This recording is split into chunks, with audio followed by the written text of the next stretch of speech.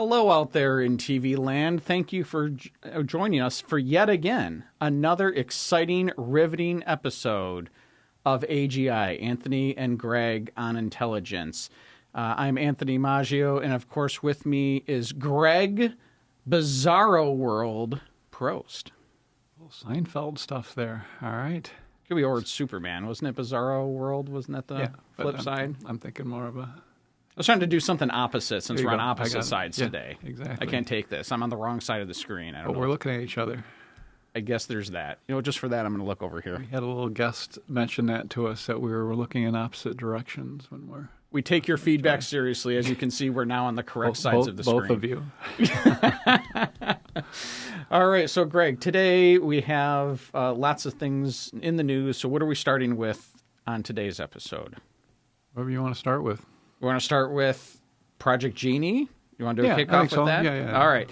So we have some late developments in the last 2 weeks. So Google has released a product called, it's Project Genie. It's Genie 3, and it's from Google Labs.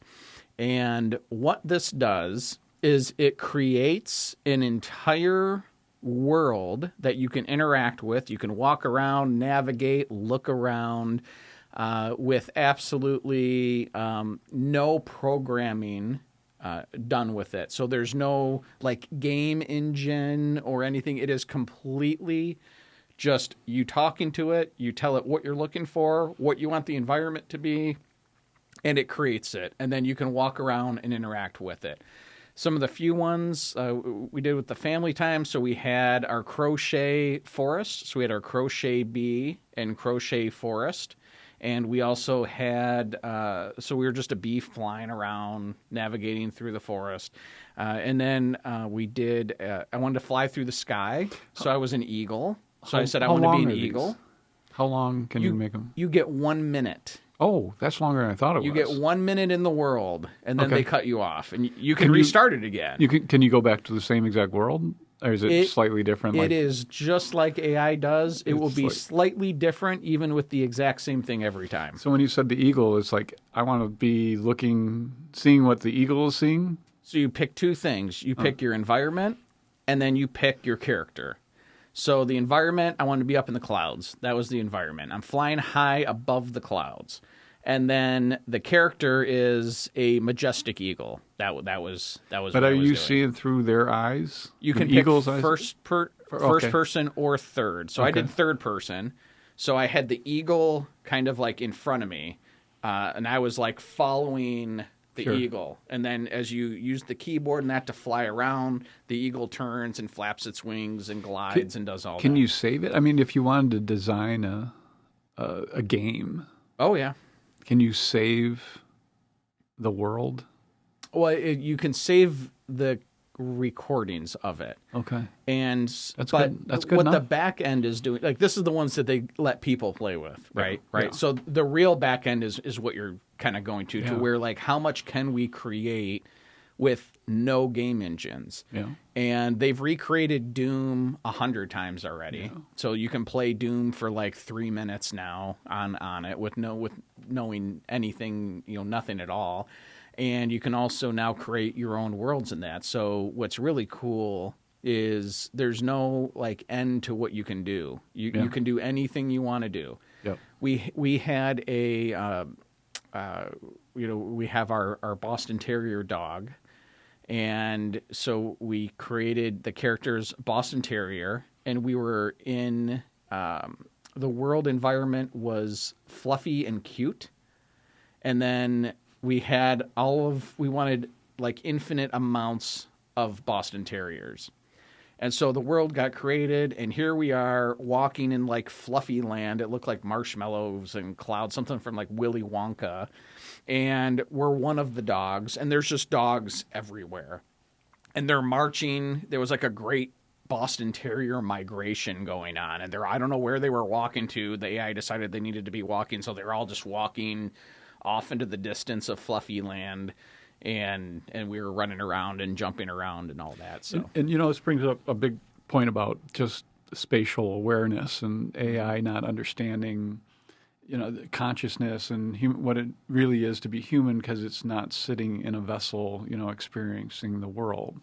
I would think that would help a lot to put the AI into a scenario where it's actually in a world and it can run simulations in that world itself. Because we are in a simulation. Yeah, right. Or are we? Let's not go down that path. Let's save that for another episode. But that's a really heady argument that LLMs and basic machine learning aren't going to get us as far as everybody expects them to. I call BS on that because it just keeps getting better and better. You can say that once it starts to really slow down, LLMs in particular, but I understand the concept of you need to have an understanding of spatial awareness and where you are in the world as you move throughout it, and can understand, movement, just for lots of things, and even robotics themselves, right? Mm-hmm. So that's an interesting. You want the AI to be able to run simulations itself, and it can run simulations on, credit analysis and that kind of stuff, but to run simulations on molecules moving around or how things react to one another, it's a lot more difficult. So, and it does a pretty good job on this run that they released, because if you let's say you want to be in a savanna with a bunch of animals, you can wander around and you can bump into the animals and they react to you when you bump into them. Sure. And things fall, like as if gravity was right there. And that's what I mean, putting in all those particulars, right? And wind and movement and temperature changes and all that into the world. And this is just the first run at it, right? And you just keep laying those. That's pretty cool. Yeah, it's pretty neat. Now, explain that. That's the $200 level you have with Google? That is currently the max tier, yes. But they'll push it out. It'll come out to the other ones. They do that. I always wait of 2 or 3 weeks, and then I'm on the $20 a month, yes. so I can get that. Just so everybody knows. You might not see it here, but it'll be here ultimately. So oh, yes. That's cool. Yeah, it's pretty neat stuff. And then the other exciting thing that came out like almost at that exact same time was OpenClaw. So we that is the most bizarre Moltbot. That is changed its name 5 times. All right, so I don't even. Here's a summary version for our listeners tuning in on this. So picture this. Okay, the developer, creator, whatever you want to call the founder for this, he decided that the AI is great, but it shouldn't be living on anybody's servers. It shouldn't be on data centers. It shouldn't be anywhere. It should be on your device with your information. Your information doesn't leave your device. Everything stays local, processed local, maybe some stuff external, but it's local. And an agent working for you. And you understand yes. the companies want you to do this, right? So that once you have your agent with, say, ChatGPT and OpenAI, then you're much less likely to leave them since it has all your information there, right? Yeah, absolutely. So think of it as because we'll keep it simple. Say it's like ChatGPT that you have on your computer. Okay, so it's something you install it on your computer, and it does have root access to everything. That's the scary part of it. And what that means is there is nothing it doesn't have a connection or control over on your computer. It has operating level access. It's kind of one of those things that you do not ever install this on your computer. It needs to be a separate computer that you would buy that has nothing on it. You don't log into anything on it, and you only give it what you want it to have because it has control over everything. And so, just to take a step back, so we're talking about an agent here, right? Mm-hmm. This AI agent. AI agents going in and operating for you. We've talked about that a couple times before. That this is kind of the third level. The first was the chat bot that came out 3 years ago when ChatGPT first came out, and it could be funny and write emails and that type of thing.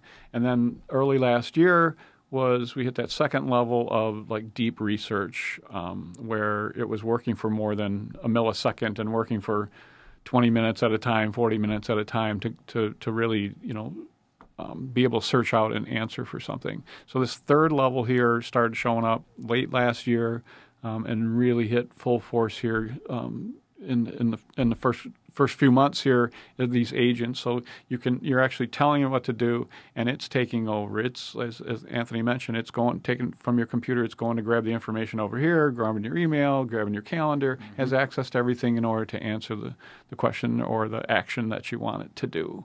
So that's where this is, and a lot of people where these big programs where it took this leap, they're buying new computers. In fact, it was only used on Apple's iOS system, so people were buying old Mac Minis and taking the information that they wanted and put it on that computer so it didn't access their regular computer, just to get people to understand what's going on here. So Mac Mini sales just exploded, like Apple's done really well on computers. Like, well, we're selling computers again? What's going on here?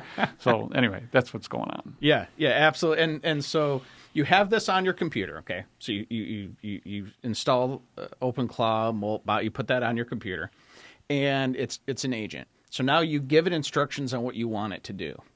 And here's the unique part of it. In order to make it work, they had to either have a ridiculous amount of coding and space and size of the AI on every single computer that exists, because everyone needs to know how to do everything. Or the path that they took was, well, I just really need a basic AI on all these agentic agents here. So I'm just going to have you install a basic one.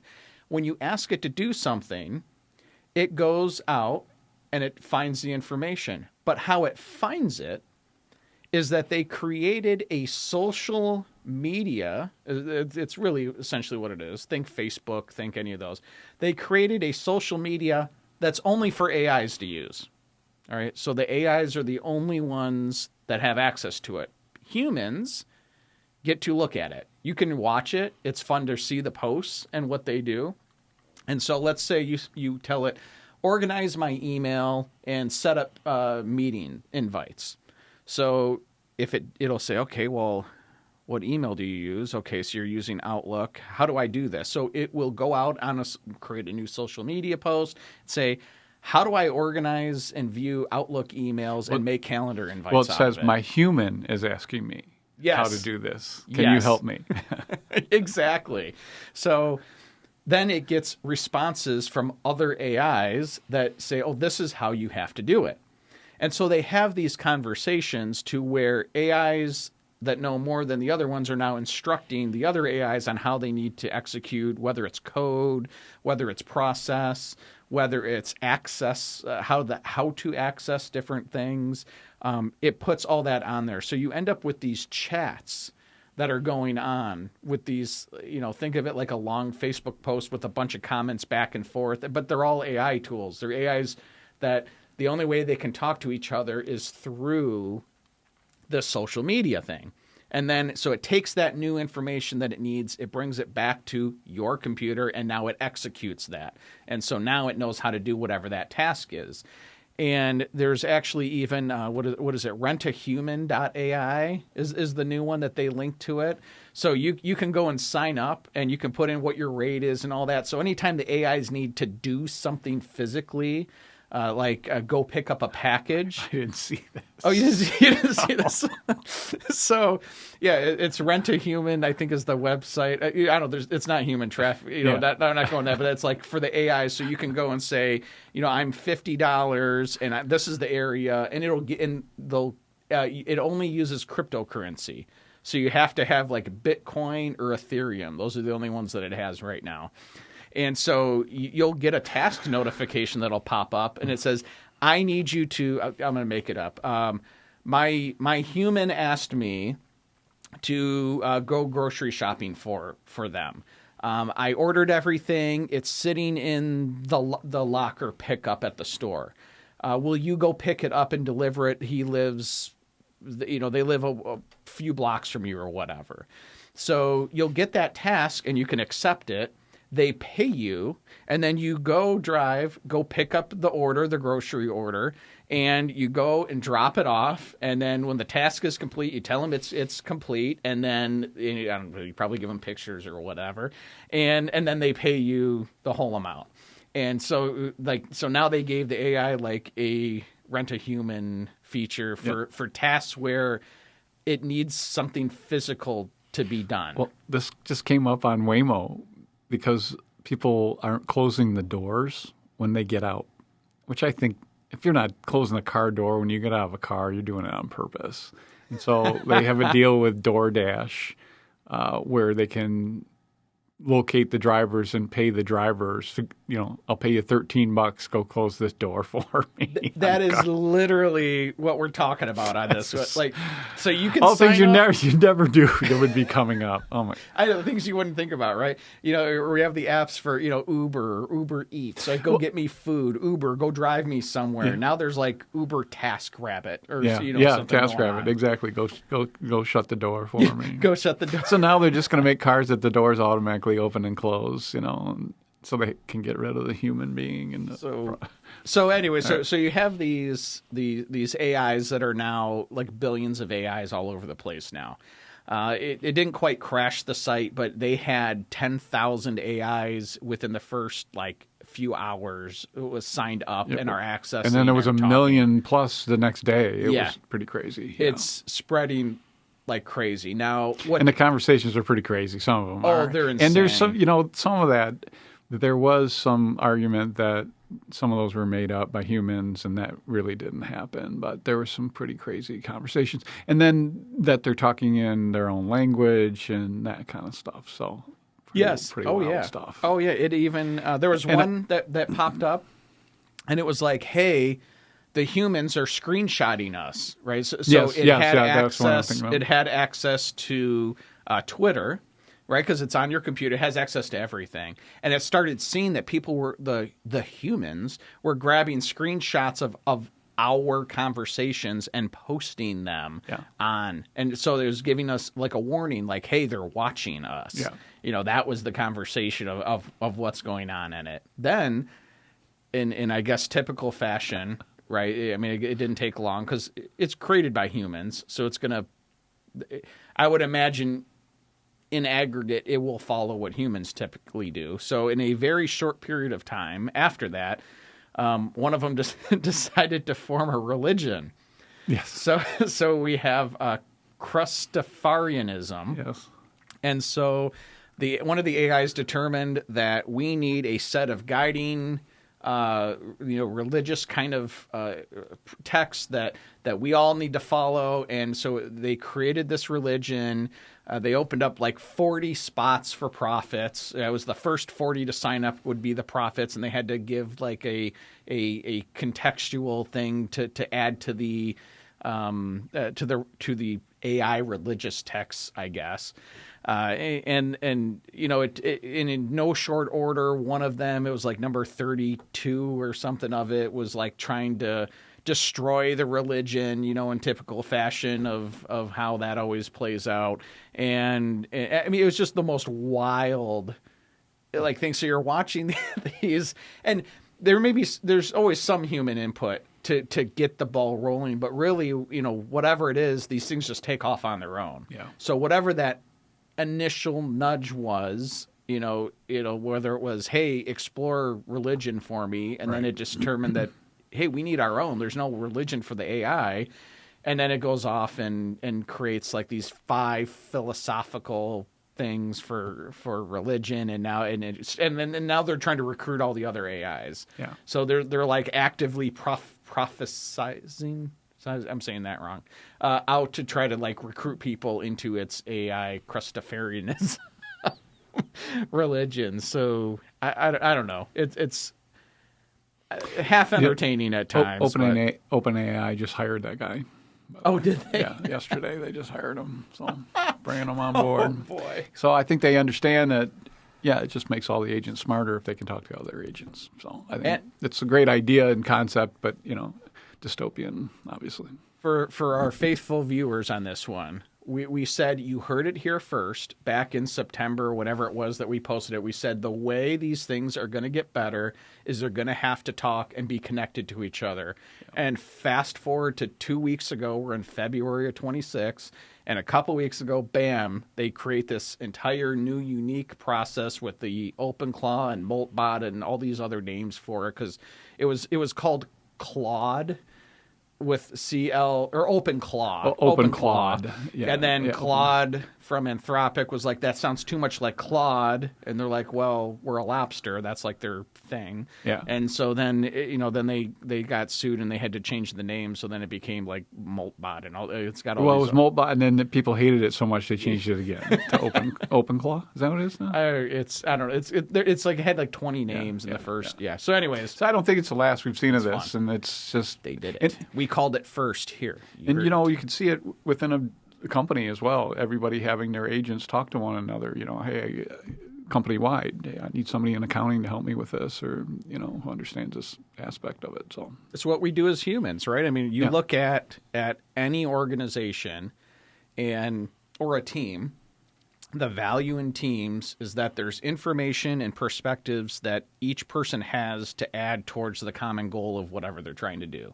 So my life experiences, views, perspectives with yours, with the next team member, Yep.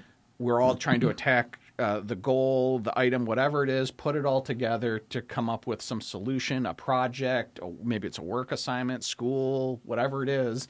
And the work is always better than by yourself. It'll still be decent by yourself, but once you add those other people, it just gets stronger and stronger, and that's what these tools are now doing. They're now talking to each other. So by now they've probably taken over the world already. I was going to say, we just eliminate the humans, right? So that's the part that makes it easier. Tough one. I know. Tough. What could possibly go wrong with that? Yeah.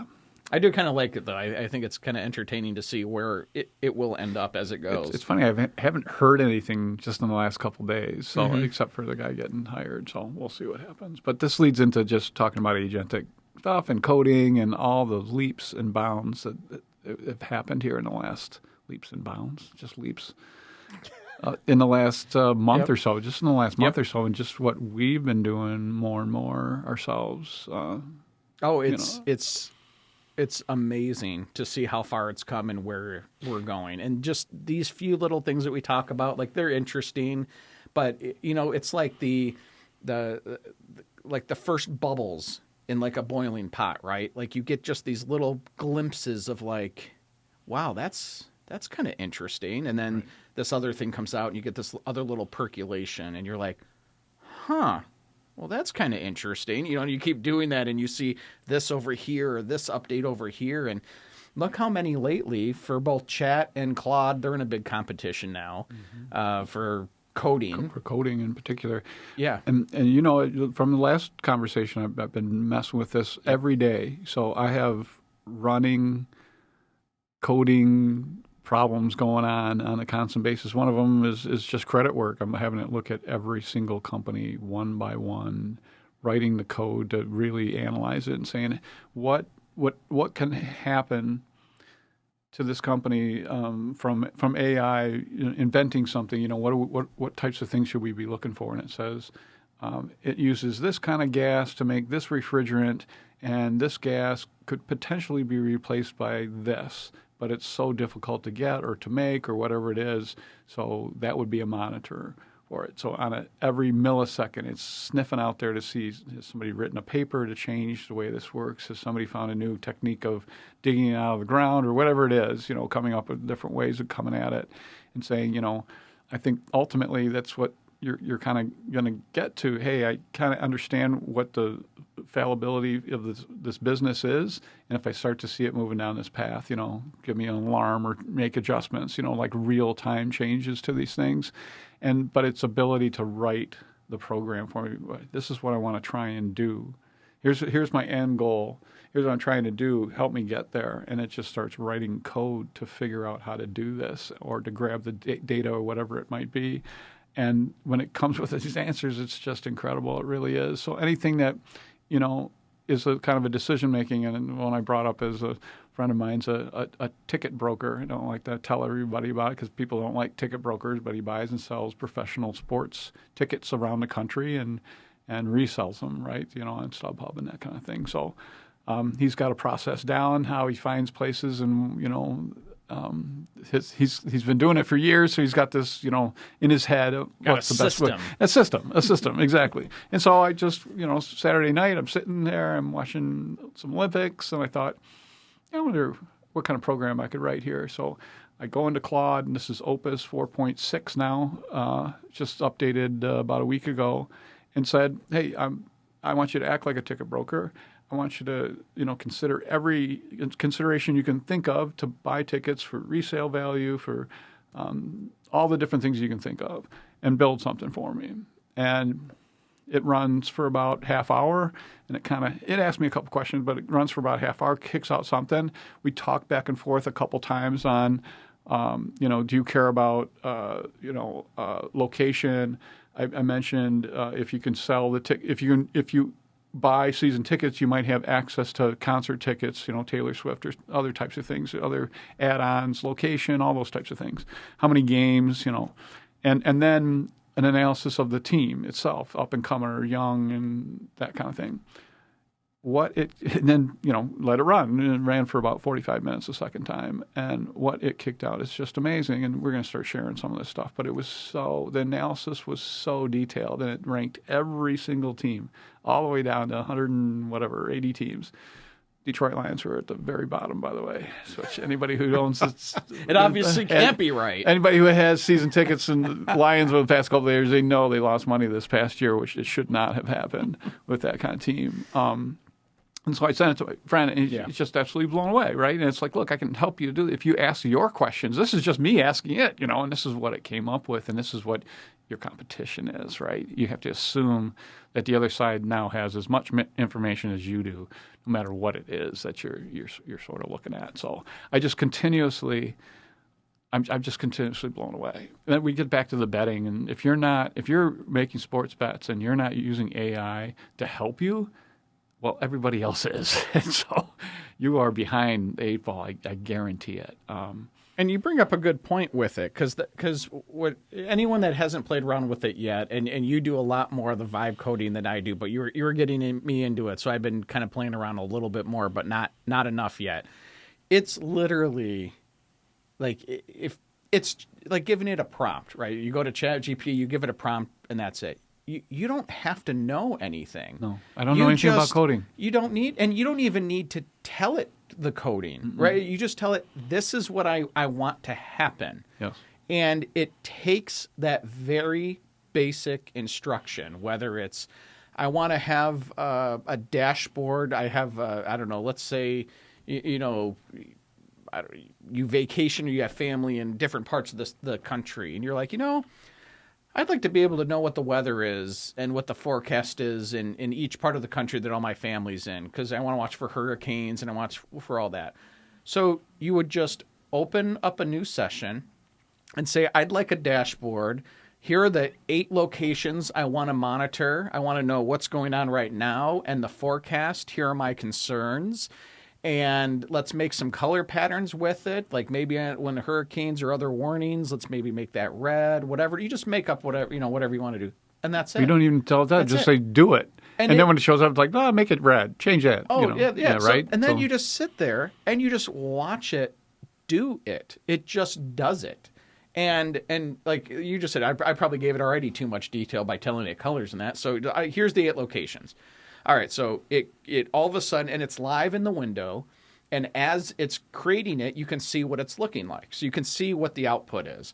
And then you can look and you can go, maybe let's add some color. I want the background to be blue. Let's make the background blue, and I'd like days that are something important. Let's make them yellow. And it will take what's there, go in the code, and just start editing it and changing it. Or even better, the way to prompt it right would be, I like the blue for the sky background. I think that makes some sense, What do you think? And give me an idea of what it might look like, and let's test it. I think yellow might be good for this warning here, but maybe an off yellow, I'm not sure. Do you have any? Just let it kind of come back with something like, oh, yeah, that's better. A little off yellow, that's better than, that kind of thing. Like the more specific you are, it's going to listen. It's going to do exactly what you tell it to do, right? Which is a problem sometimes because you're like, no, you didn't know. I didn't mean throw it away. I meant throw it over here, that kind of thing. Yeah, we're also getting our own way sometimes, right? Like it's less is more. Exactly. But more, and then it makes HTML, site for you. You can just drop it in. You can send it to anybody. It can be open on your desktop and be running all day long. Updating to. It's just quite amazing. And understanding that everything is code. Every electronic thing we're using has a code written behind it, right? Like ones and zeros. That's it. And Python code. So that if you can write your own code, then you don't need any software. Again, this is why the software stocks are off so much, that I don't need Excel. I just say, here, Claude or whoever, here's my data, make me a graph. And it just writes the code to make the graph. And we're talking about, 30 minutes, 45 minutes. It's going to get a lot faster. So it'll be just instantaneous for you. So you don't need to stay within a certain structure. You can say, look, this is what I'm trying to do. I don't care how you get there. Just let's figure this out. And it can write a code to do which way possible. And then the ability to go out and grab data and bring it in and then manipulate it is, for a lot of different businesses and things, that's pretty amazing. Yeah, imagine that. Prices, competition, you want to see what they're doing. Let's say it could be large size. Let's say commodities, right? Let's say you want to know about materials. Like, let's say you use a lot of aluminum or aluminium, and you want to know what's going on in those markets. Being able to have, this, like, I really need to know everything about the bulk pricing of aluminum, and it will write you code that it will find what affects it. It'll create monitors for that. Whether it's weather, whether it's supply chain, whether it's geopolitical, it's a war going on in like a big exporter of aluminum, whatever it is, it just finds all of it, creates all of it right there for you. And that's it. Things that would take forever to do. And not only that, it's on top of that. So it's one thing to say, oh, this would have taken me forever. It's another thing to say, I wouldn't have thought of those 5 things out of the 8 that are there. I would have been concentrating on these 3. Mm-hmm. It would have taken me months to pull that all in, and it would have come in wrong. And I'm not only am I not wasting that time, but I have another 5 variables out there that I wasn't even thinking about. And all of a sudden you get to the end and one of them's not working real well. And you're kind of noticing, well, I'm not so sure. And then all of a sudden it says, hey, guess what? This one of the variables isn't working real well. I've determined that, it's below the threshold for blah, blah, blah. And here's what I'm going to do. Statistically, it's not valid anymore. So here's how I'm going to move it. I'm going to change the percentages this way. So every time I feel like I'm like, oh, well, I'm going to help the AI. I found something. It's like, it's already done. Yeah, I know that. I already fixed that. Here's why I did it this way. But it's just testing you. Yeah, what's your next question, human being? Oh, and if you didn't ask it yet and you're out of them, I'll tell you what your next question is. Yes, exactly. Here's what it should be. Exactly.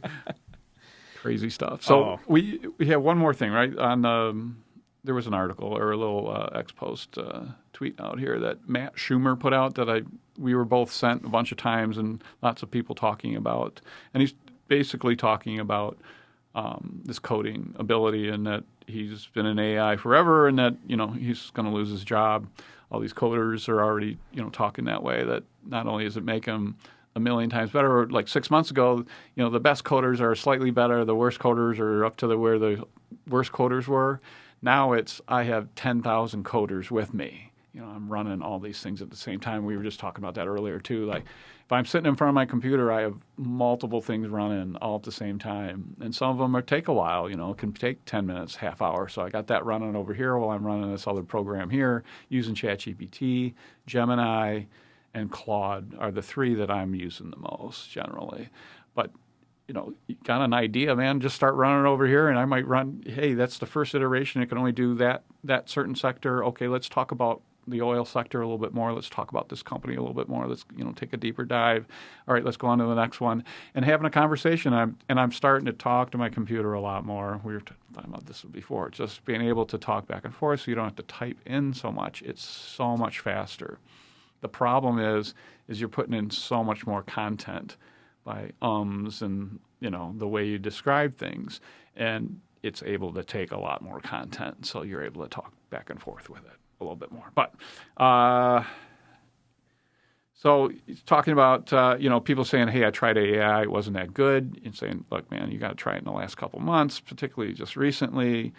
I do love that, by the way, because like what people really don't understand a lot necessarily if you're not living and breathing it, like using it constantly 80 times a day like we do, you see it more than those that just occasionally use it, is just how quickly it's evolving, right? Like you hear us throw out numbers like, oh, we have, Opus 4.6 is out, and ChatGPT has their codex, they got 5.3 that was released, which, if I remember correctly, it was the first coding tool written entirely by the AI. Exactly. They didn't have any. That's exactly what I have up. Oh, well, let's talk about that. I mean, think about this. So you're not writing the code. You're not telling it anything. The AI is writing its own code to tell it how to code. Am I saying that right? Yep. No. Go into that there. GPT 5.3 Codex is our first model that was instrumental in creating itself. The Codex team used early versions to debug its own training, manage its own deployment, and diagnose test results and evaluations. And the statement says, read that again. The AI helped build itself. So we're talking about thresholds we're getting to. That is a serious threshold. Once an AI starts to make itself faster, then the next stage is it makes itself faster with things that we've never thought of, right? Like brand new way of building a chip and that kind of thing. So it's right, but it needs to be smarter than it is right now, and it needs to be faster to get to that point, and that's quite a threshold to hit, right? So talking about what does this mean for your job, right? And it just goes through he goes through legal work, financial analysis, and just trying to explain, like, look, this is coming. This is here. These are agents that you're going to be using. And if you paying attention and you're the one who is able to control those agents or act like the agent for the agents, you probably have a job. If you don't, I'm not so sure. So this is this is the one thing I was getting worried about from the beginning, is telling it what to do and say, here's my end result. Go. And I don't care if it takes you 2 weeks or whatever, that's, we're here. It's able to run that long. It's able to understand what you want. It's able to go and grab things from different places and then run long enough to experiment against itself. So all those things had to come all at once in order for this to work, and we're right here. Crazy stuff. It's fun. It's a blast to use, but, it just scares me every time I'm using it. So. We need more data centers. Yeah, something like that. And it gets going back to that. It's going to figure out a way to, give us energy cheaper and faster chips and that. Of course it is. So. Well, it's going to need to. It's going to need to do that because we're hitting the point now where you're just running out of options of what to do. So you have to come up with new ways, and the AI training itself, coding itself, coming up with its new ideas.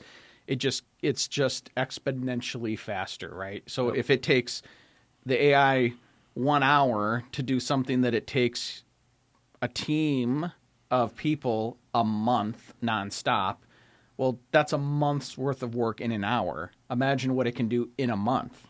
Same thing. And it's working 24 hours a day. Yes, that's exactly. And then every little increment faster is a little bit faster, is a little bit faster. And you're talking about one. What about 10,000 of them doing it? Connect them all together.